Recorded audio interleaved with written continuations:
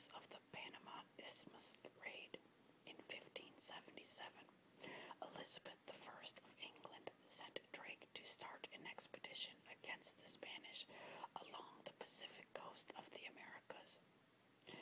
He set out from Plymouth on 15 November 1577, but bad weather threatened him and his fleet. They were forced to take refuge in Falmouth, Cornwall, from where they returned to Plymouth for repair. After this major setback, he set sail again on 13 December aboard Pelican with 4 other ships and 164 men. He soon added a 6th ship, Mary, formerly Santa Maria, a Portuguese merchant ship that had been captured off the coast of Africa near the Cape Verde Islands. He also added its captain, Nuno de Silva, a man with considerable experience navigating in South American waters.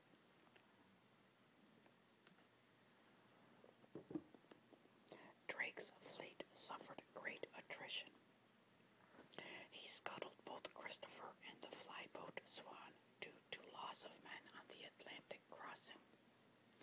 He made landfall at the gloomy bay of San Julian in what is now Argentina. Ferdinand Magellan had called here half a century earlier, where he put to death some mutineers. Drake's men saw weathered and bleached skeletons on the grim Spanish gibbets. They discovered that Mary had rotting timbers, so they burned the ship. Following Magellan's example, Drake tried and executed his own mutineer, Thomas Doughty. Drake decided to remain the winter in San Julian before attempting the Strait of Magellan. The 3 remaining ships of his convoy departed for the Magellan Strait at the southern tip of South America. A few weeks later, September 1578, Drake made it to the Pacific, but violent storms destroyed one of the 3 ships in the strait and caused another to return to England, leaving only the Pelican. After this passage, the Pelican was pushed south and discovered an island which Drake called Elizabeth Island. Drake, like navigators before him, probably reached a latitude of 55 degrees south, according to astronomical data quoted in Hakluyt's The Principal Navigations, Voyages and Discoveries of the English Nation of 1589 along the Chilean coast.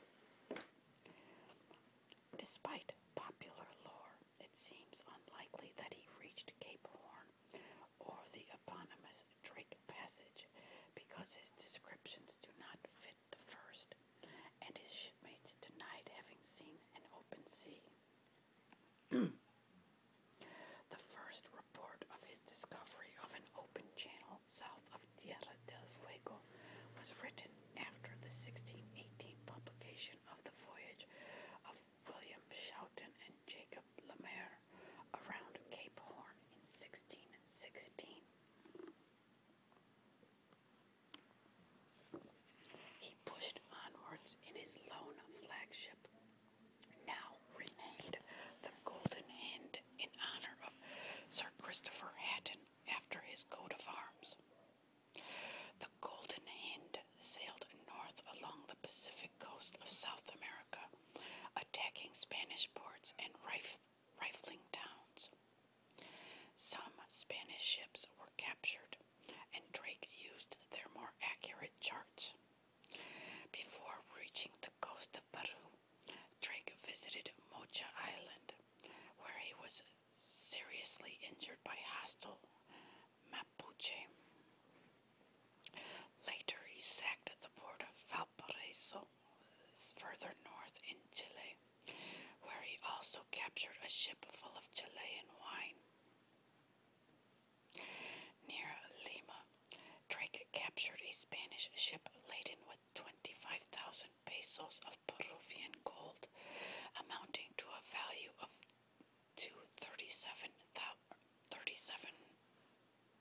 ducats of Spanish money, about £7 million by modern standards. Drake also discovered news of another ship, Nuestra Señora de la Concepción, which was sailing towards Manila. It would come to be called the Cacafuego. Drake gave chase and eventually captured the treasure ship, which proved their most profitable capture. Aboard Nuestra Señora de la Concepción, Drake found 80 pounds, 36 kilograms of gold, a golden crucifix, jewels, 13 chests full of royals of plate, and 26 tons of silver. On 17 June 1579, Drake landed somewhere north of Spain's northernmost claim at Point Loma. He found a good port, landed, repaired and restocked his vessels, then stayed for a time, keeping friendly relations with the natives. He claimed the land in the name of the Holy Trinity for the English crown, known as Nova Albion, Latin for New Britain. Assertions that he left some of his men behind as an embryo colony are founded on the reduced number who were with him in the Moluccas. The precise location of the port was carefully guarded to keep it a secret from the Spaniards, and several of Drake's maps may have been altered to this end. All first-hand records from the voyage, including logs, paintings, and charts, were lost when Whitehall Palace burned in 1698.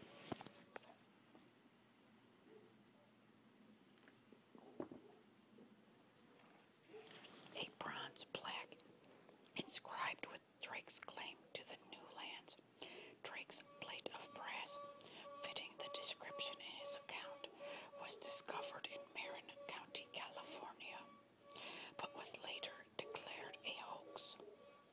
The generally accepted location of Drake's New Albion is Drake's Bay, California, although more than a score of other notions have been offered.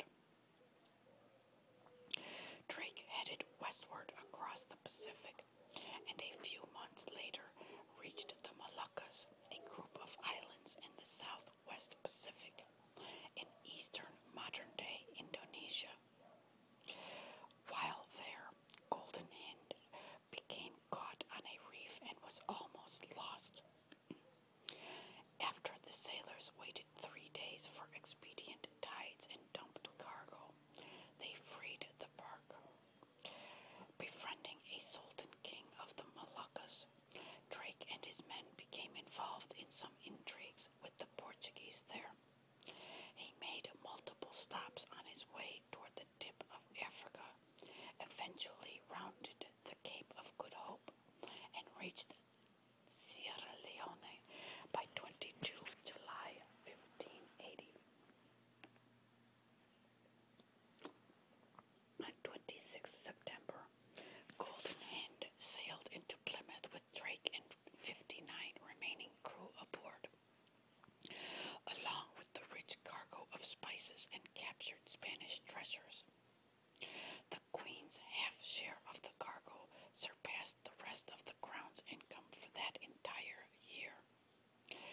Drake was hailed as the first Englishman to circumnavigate the earth, and the second such voyage arriving with at least one ship intact after Elcanos in 1520.